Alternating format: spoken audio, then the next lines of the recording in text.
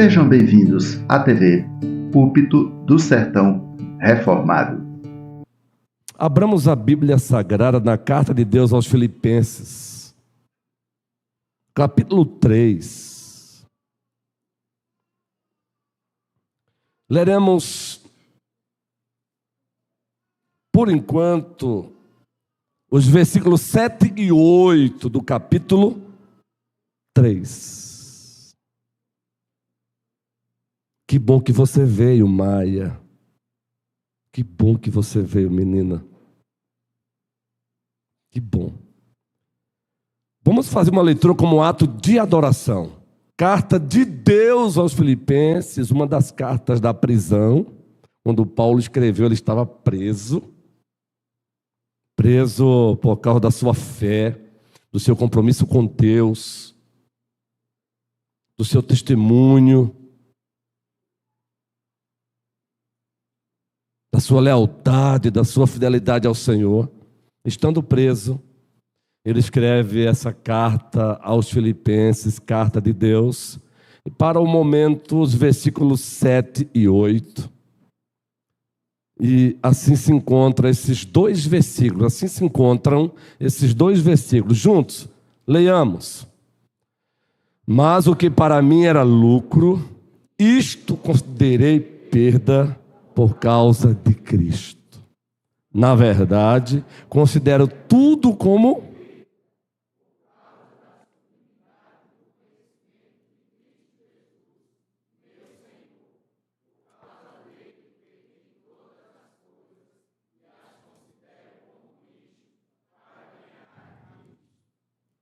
Vamos ler novamente esse texto, novamente os versículos 7 e 8. Vamos lá, queridos. Mas o que para mim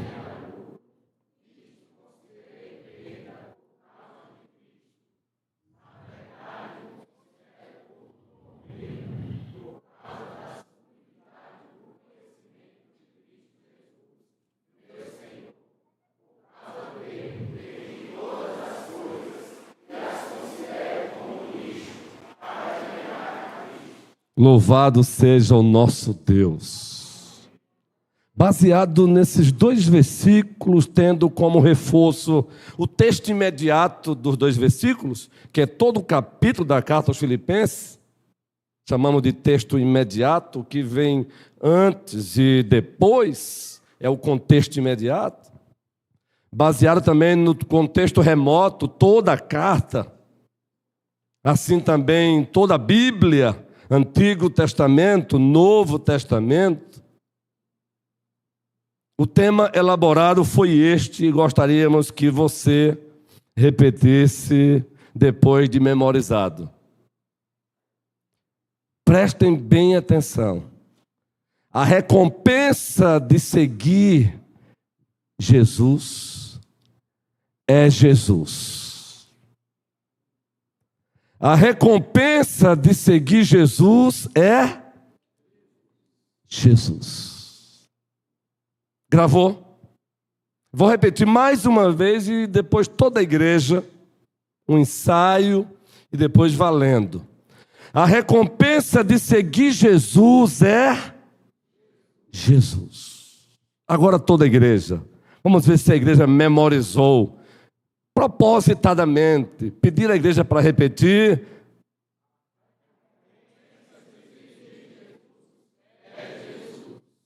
Isso. Só os jovens, dá um MP. Queremos ouvir a voz dos jovens, a nossa união de mocidade presbiteriana. Vamos lá. A recompensa, só os jovens da igreja. O guerreiro se sentiu jovem. É jovem também, guerreirão. Cadê a nossa UMP? Espera um minutinho, não. Eu quero ouvir a nossa mocidade aí mesmo, os jovens da igreja.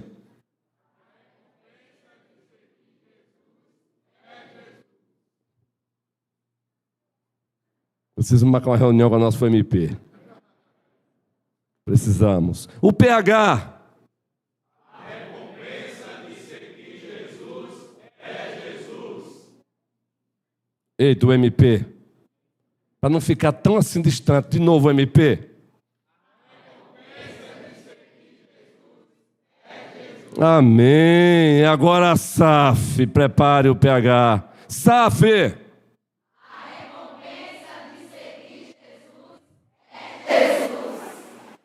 Maravilha.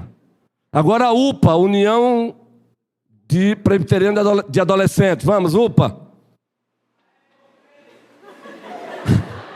Deus seja louvado, João. Isso.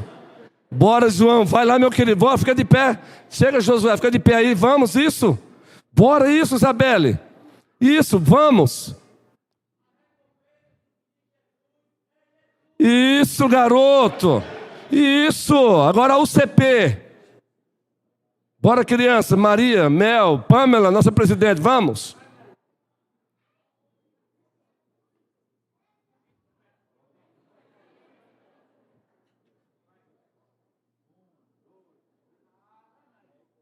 A recompensa de seguir Jesus é Jesus. Pastor, por que dessa repetição toda? Pergunte ao soberano Senhor o porquê que Ele mandou repetir a sua palavra. Pergunte por que quando Ele vai falar com o seu povo, Ele diz em verdade, em verdade. Pergunte aos especialistas da pedagogia, da andragogia, da oratória, da retórica. Você vai entender. Pergunte à neurociência, aos neurocientistas. Pergunte aos bons psicólogos. Pergunte aos psiquiatras. Pergunte àquele que é os mestres dos mestres, Jesus Cristo. A recompensa de seguir Jesus é Jesus.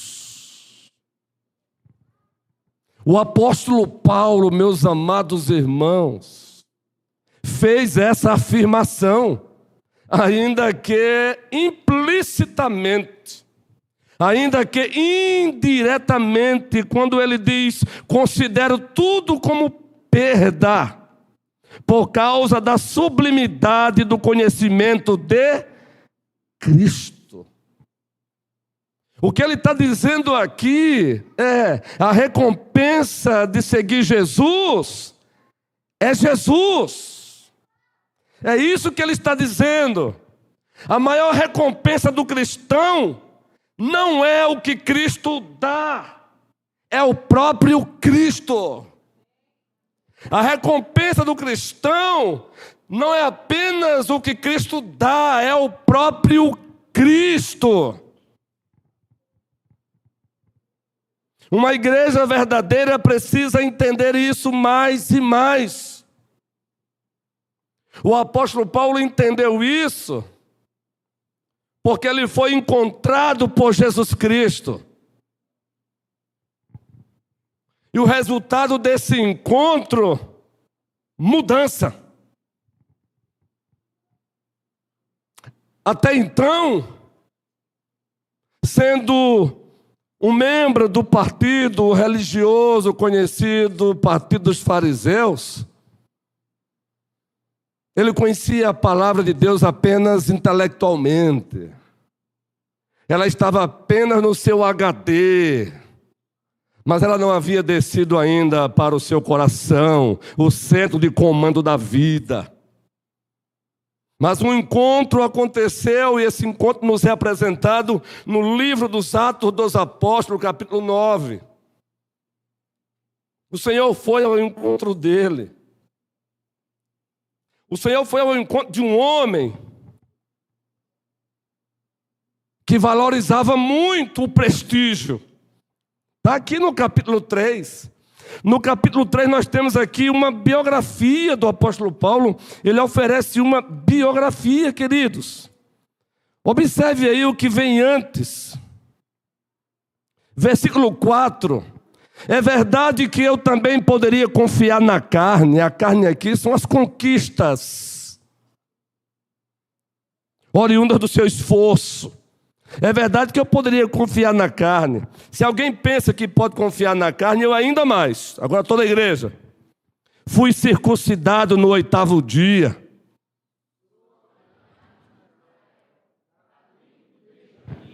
Hebreu de hebreu. Quanto à lei, eu era fariseu. Quanto ao zelo, perseguidor da igreja. Quanto à justiça que há na lei, irrepreensível. O homem que disse a recompensa de seguir Jesus é Jesus, na linguagem da carta aos Filipenses, ele precisou passar por um encontro, ele precisou desse encontro com Cristo. Ele valorizava o prestígio, ele valorizava o conhecimento pelo conhecimento, ele valorizava a influência pela influência, ele valorizava o reconhecimento. Observe que ele faz questão de dizer: a disputa aqui é para quem tem mais mérito, então vamos lá. E ele faz questão mesmo de pegar o seu currículo e está aqui o meu currículo. Eles estão aí apresentando o currículo deles, vejam o meu. Vejam o meu. Mas depois que Cristo o encontra, depois que Cristo o transforma, Raquel, até então o tesouro dele era o prestígio. O tesouro dele era o conhecimento pelo conhecimento. O tesouro dele era a influência. O tesouro dele era o reconhecimento. Era ser visto como mais um dos fariseus, respeitado, inteligente, superdotado.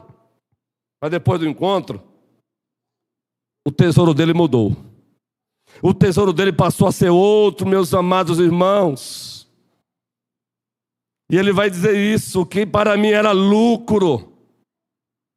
O que era lucro para Paulo? Ser hebreu, ser do partido dos fariseus, ser irrepreensível, ter aprendido aos pés de Gamaliel, era lucro para ele. Mas ele diz: o que para mim era lucro, isto considerei perda por causa de Cristo Jesus. Meus irmãos e minhas irmãs, ovelhas de Cristo Jesus, quando Cristo é visto em sua glória, tudo mais perde valor. Tudo mais perde o valor que nós damos, e essas coisas não têm esse valor que nós damos. Tudo mais perde o seu valor absoluto. E passa a ter valor absoluto Cristo. Paulo passou por isso. Tendo sido encontrado por Cristo, aquilo que antes era tesouro para ele, e ele se esforçava para manter, para ter, para preservar, houve uma mudança. Agora o tesouro dele é Cristo. Agora é Cristo. A matemática espiritual de Paulo mudou. O que para mim era lucro, diante de Cristo agora, eu considero perda. Ele não está desprezando o conhecimento, pois um dos atributos de Deus é, atributos intelectuais, conhecimento. Dentro da perspectiva reformada, teologia sistemática, nós temos essa classificação: atributos intelectuais de Deus, conhecimento, sabedoria, veracidade. São os 3 atributos intelectuais de Deus. Então Paulo não está condenando o conhecimento, mas o que ele está aqui dizendo é o seguinte: o conhecimento pelo conhecimento é idolatria. Mas quando ele é encontrado por Cristo, aquilo que era Deus para ele deixou de ser Deus, porque ele havia agora, pela graça, reconhecido o verdadeiro Deus, Jesus Cristo. Por isso, a recompensa de seguir Jesus Cristo é Jesus Cristo. Você precisa internalizar essa verdade. A recompensa de seguir Jesus Cristo é Jesus Cristo. Mas isso só é possível. Ter ciência disso, consciência disso, ter essa percepção, só é possível depois de um encontro genuíno com Cristo. Só é possível depois que Cristo arranca o nosso coração de carne e arranca o nosso coração de pedra e coloca um coração de carne. Só é possível para quem do alto nasceu. O Senhor se dirigiu a Nicodemos assim, Laís: em verdade, eu te digo, quem não nascer de novo, não pode ver o reino de Deus. E aí existe uma progressividade revelacional dentro do diálogo divino-humano. O Deus homem, teontrópico, o Deus homem, essa é a linguagem técnica, teontrópico, o Deus homem, diante de um homem pecador, ele diz: em verdade, eu te digo, quem não nascer do alto, quem não nascer de novo, não pode ver o reino, não pode enxergar as coisas de Deus, não pode entender o espiritual. E na mesma progressividade, Camuel disse: em verdade, o diálogo continua, e ele aprofunda: em verdade, eu te digo, Nicodemos, quem não nascer da água e do Espírito, não pode entrar no reino de Deus. Pois o que é nascido da carne é carne, o que é nascido do Espírito é Espírito. Por isso, eu repito, importa-vos nascer de novo. Você está aqui nesta noite,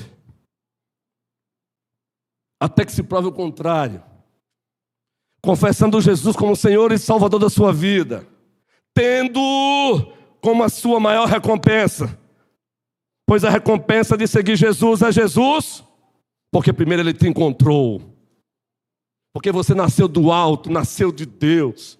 Você teve o coração de pedra arrancado e foi substituído por um coração de carne, disposto a obedecer. Agora a pergunta é: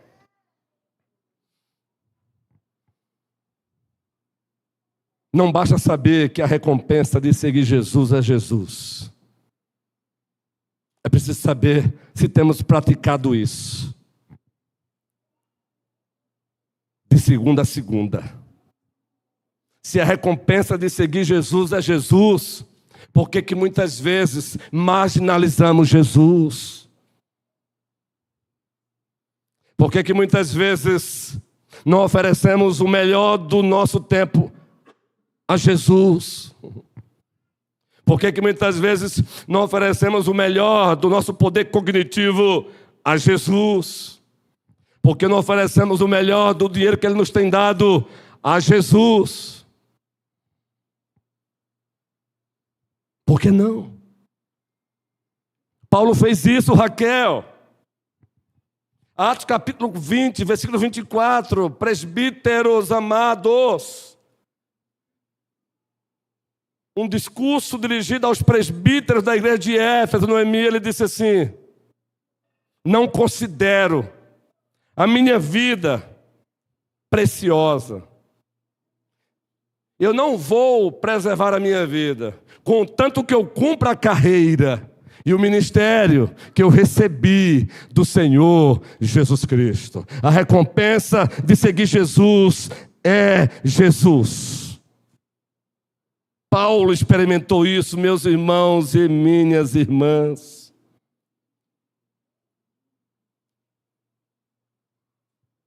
Mas avançando, com o desenvolvimento desse tema, com a progressividade do sermão, da homilia, da prédica, preste bem atenção.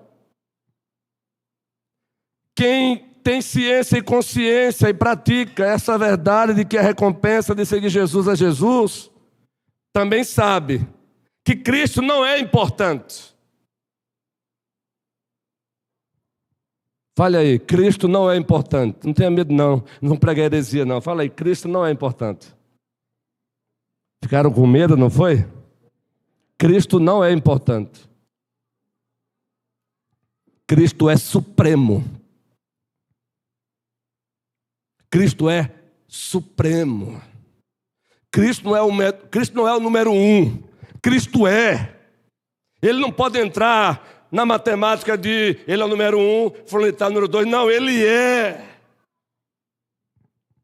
Ele é. Hebreus 13:8. Jesus Cristo ontem, hoje e será eternamente. A Ele a glória.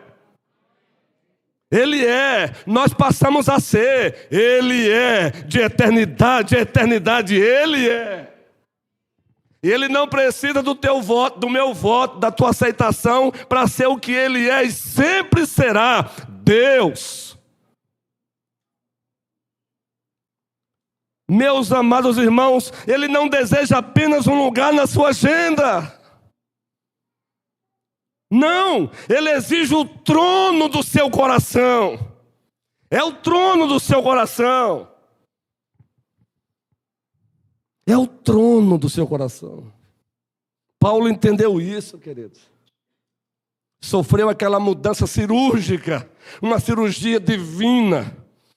E ele também passou a entender que Cristo não era importante. Ele era mais do que isso, supremo. Supremo, supremo. Cristo é supremo.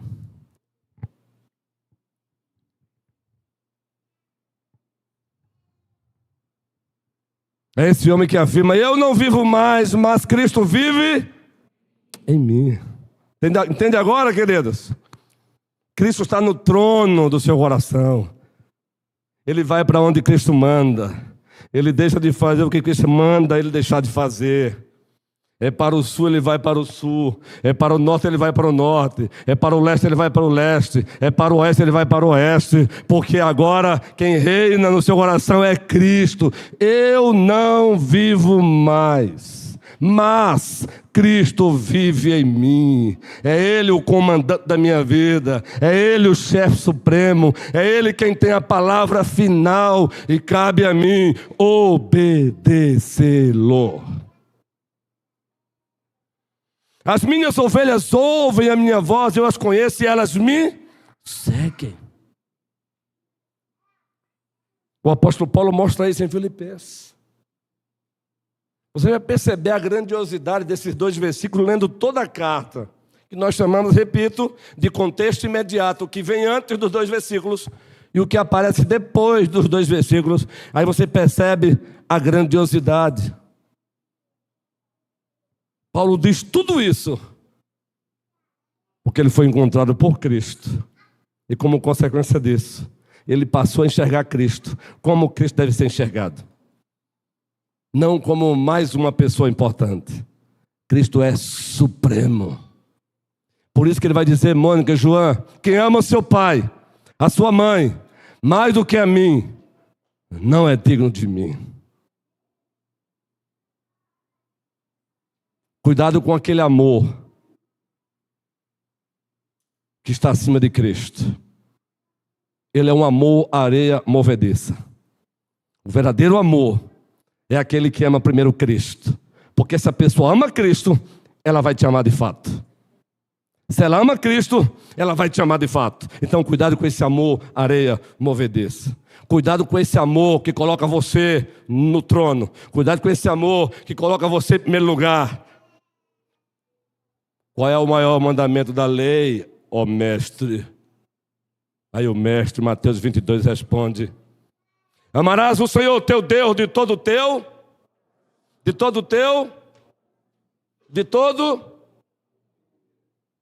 o que mais? Este é o primeiro e grande mandamento.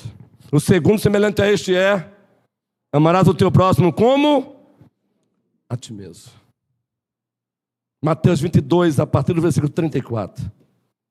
O grande mandamento: amar a Deus e amar o próximo. Esse é o grande mandamento que é encontrado nas Escrituras, Carlos Alencar.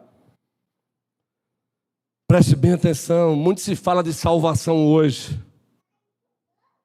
E quando o assunto é salvação, nós pensamos muito no fruto dela.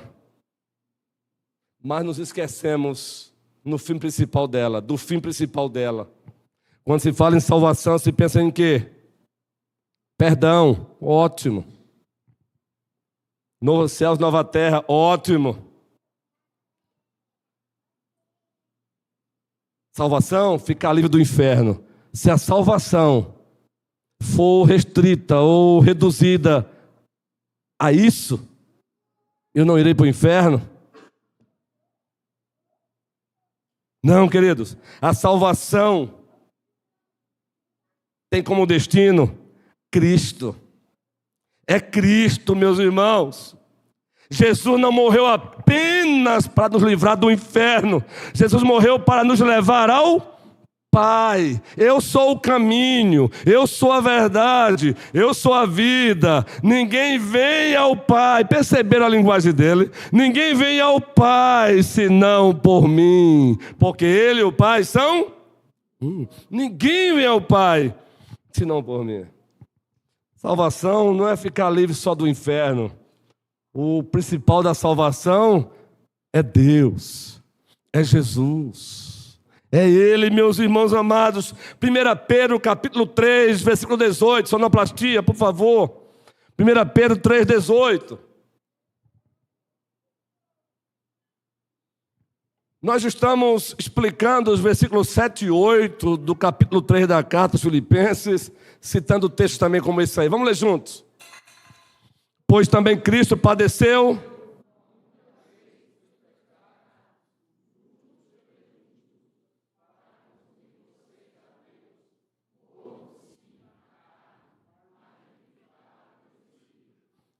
Se você fosse destacar algo importante, o que é que Pedro diz aí?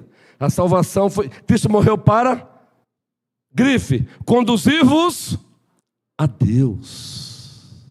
Por isso, a recompensa de seguir Jesus é Jesus, porque Jesus é Deus. Conduzir-vos a Deus.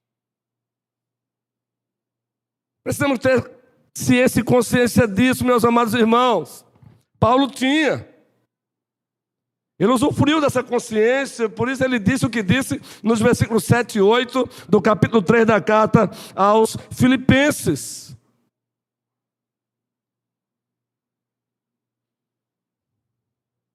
Você tem meditado sobre o privilégio de ter acesso a Deus?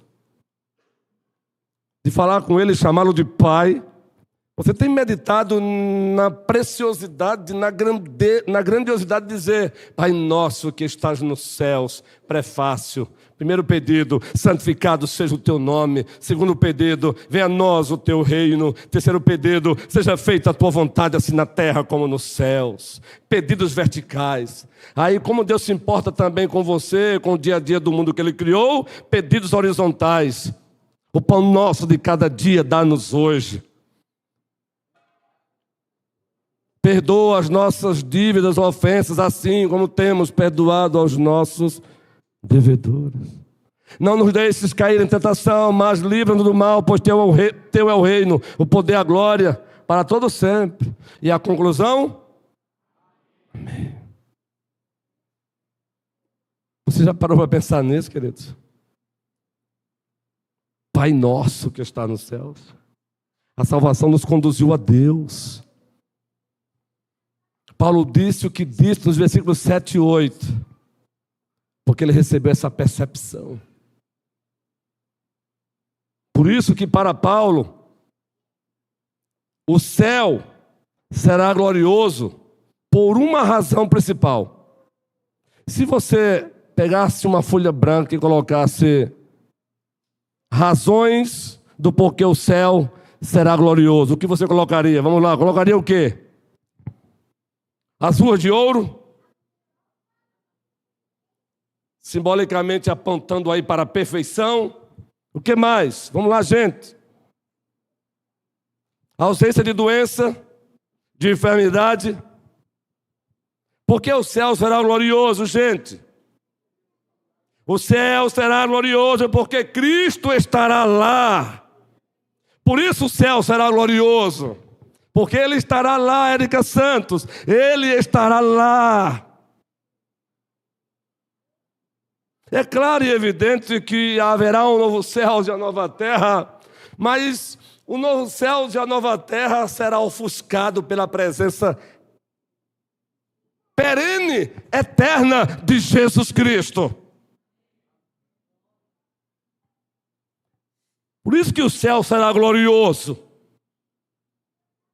Você entende por que Paulo, agora totalmente rendido a Cristo, ele vive totalmente para Cristo?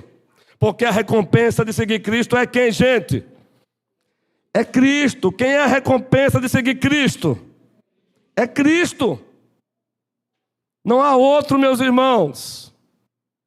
A recompensa de seguir Cristo é Cristo. Aí você pergunta, existem alguns testes para saber se essa verdade está sendo vivida por mim? De que a recompensa de seguir Jesus é Jesus? Existem alguns testes? Com frequência, você querendo ou não, Deus manda os testes. Exemplo, quando os recursos acabam, como é que você reage? Tudo acabou, minha vida já era. O namorado acabou o relacionamento. Eu perdi o sentido de viver. Ei, jovens, em nome de Jesus Cristo, acabe com isso. Ficar triste porque o namorado acabou, correto. Agora essa conversa de minha vida acabou. A vida acaba é sem Cristo. É a ausência de Cristo que faz a vida acabar. Quando os amigos falham, como é que você reage? Quando os sonhos se desfazem, como você reage? Esses dias alguém mandou uma foto antiga nossa, provavelmente pegou aí nas redes sociais, e eu estou lá com Jade, com a camisa de Portugal. Ah, como essa foto descreve coisas boas, mas lembranças ruins, né, já? Um sonho que Deus disse não. Mas a vida não acabou para mim, para nós. Porque a recompensa de seguir Jesus é Jesus. A recompensa de seguir Jesus é Jesus. E quando a saúde enfraquece, como você reage? Se tirar tudo de você. Paulo perdeu tudo.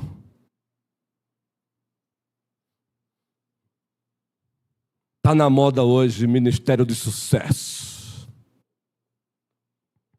Os caras estão vendendo hoje cursos. Cursos, Micael. Minha igreja tinha, Camuel, a minha igreja tinha 200 membros. Ela está agora com 22 mil membros. Venha aprender comigo como fazer isso. Quando eu escuto isso, me dá náusea. Porque se de fato é isso, por que tem que cobrar 5 mil reais de mim?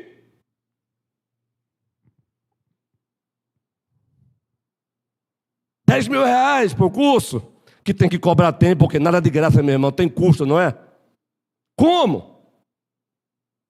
Me explique, por favor.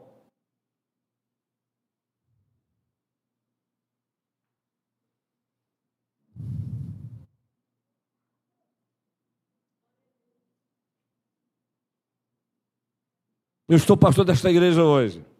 E daqui a 4 anos, será que eu não harei? Queira o Senhor que sim. Tivemos eleição hoje para presbítero, daqui a 4 anos para pastor. Mas eu pergunto, se eu não tiver a ciência e a consciência de que a minha recompensa de seguir Jesus é Jesus, e caso a igreja daqui a 4 anos não resolva não me querer mais, é um direito dela, minha vida acabou? Não, porque a recompensa de seguir Jesus é Jesus. E para um verdadeiro pastor, jamais faltará um rebanho ao Senhor Jesus, toda a glória. É com essa convicção que eu pastoreio, por isso eu digo, eu não sou um produto à venda, eu sou porta-voz daquele que reina e reinará para todo sempre. Não estou à venda. E graças a Deus pelo bom relacionamento com esta amada igreja. E Jade está torcendo que daqui a 4 anos mais 5, mais 20... Chegar aqui aos 80 anos, o presbítero César já vai estar para um lado, a gente para o outro. Raquelzinha já, Daniel. e a nova liderança aqui. O caçula daqui já era, perdeu o posto. Não é? Perdeu o posto já. Mas a recompensa de seguir Jesus, Laís, é Jesus. É Jesus, querido. A crise revela nosso tesouro. Paulo passou por crise. Apóstolo, ele termina o ministério como? Uma boa aposentadoria, sem casa, sem teto e sem ninguém, meu irmão. 2 Timóteo, capítulo 4. Ele diz assim: Timóteo, meu filho, vem ter comigo depressa. Vem depressa, olha, traz a capa porque o inverno chegou. Aqui está frio na prisão. Mas, queridos, ele não termina como derrotado, porque quem tem ciência e consciência de que a recompensa de seguir Jesus é Jesus, mesmo na prisão, ele tem o cântico da vitória. Ele diz assim: Timóteo, dali ele iria para o corredor da morte, gente. Dali ele teria, depois dali, cabeça decapitada. Veja como ele termina a carta: Timóteo, meu filho, eu combati o bom combate, eu completei a carreira, eu guardei a fé, pois a coroa da justiça me está reservada, não somente a mim, mas a todos quantos amam Jesus Cristo. Mas a todos quantos amam Jesus Cristo, eu sou empolgado com Ele, e nada e ninguém vai arrancar de mim essa santa empolgação. É Ele, é somente Ele, Jesus Cristo. Quem está visitando pela primeira vez, prazer, pastor Luiz Ronilson, reformado, mas não chato.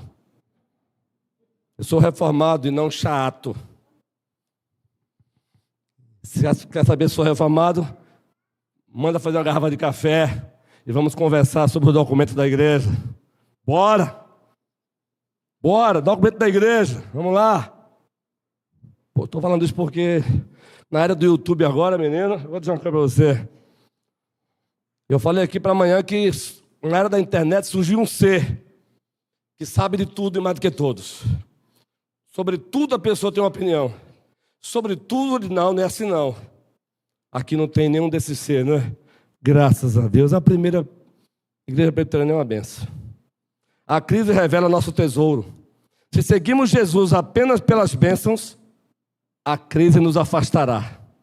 Se seguimos Jesus apenas pelas bênçãos, a crise nos afastará. Mas se Cristo for nosso tesouro, a crise nos aproximará dele. O que aconteceu com Paulo?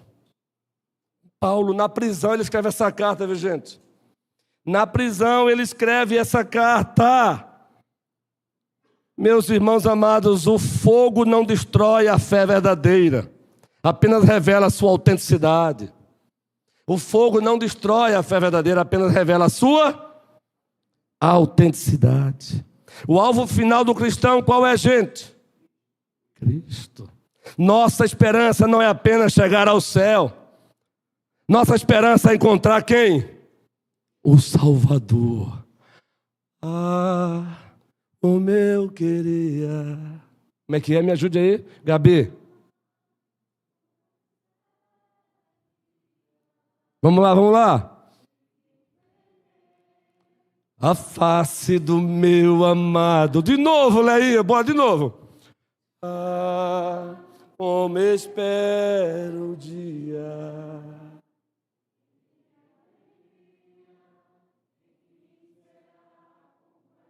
Gente, preste bem atenção, você não se empolga com isso. Um dia você vai vê-lo. Um dia você vai vê-lo. De novo, Leinha.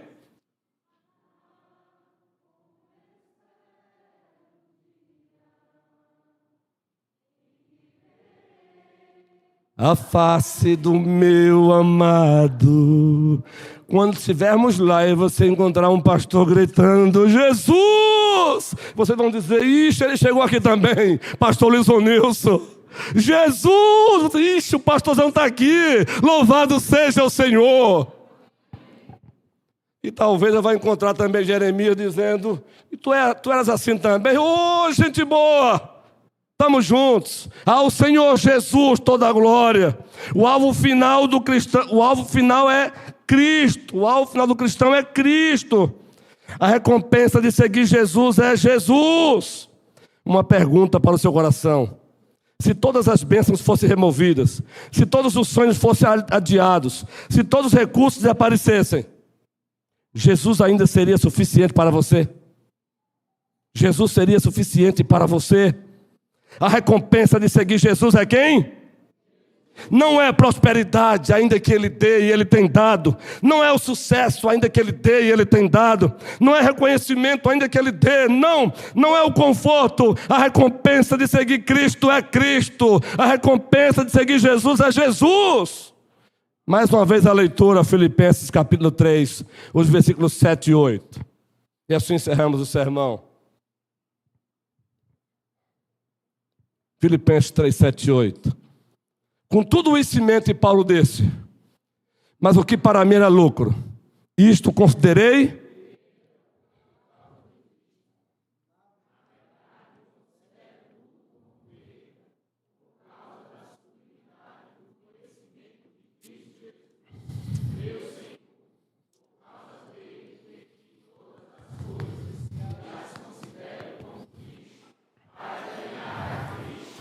Ei, jovens, é Cristo.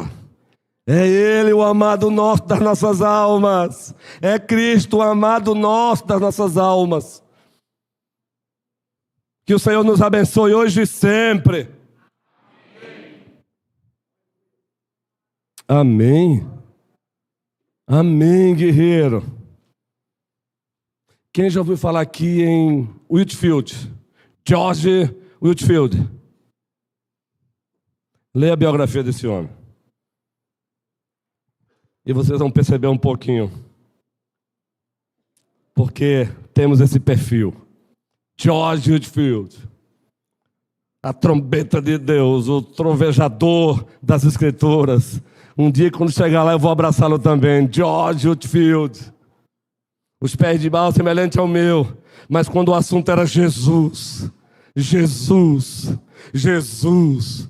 O homem bradava como se fosse a única vez que ele pudesse dizer: Jesus. Amém.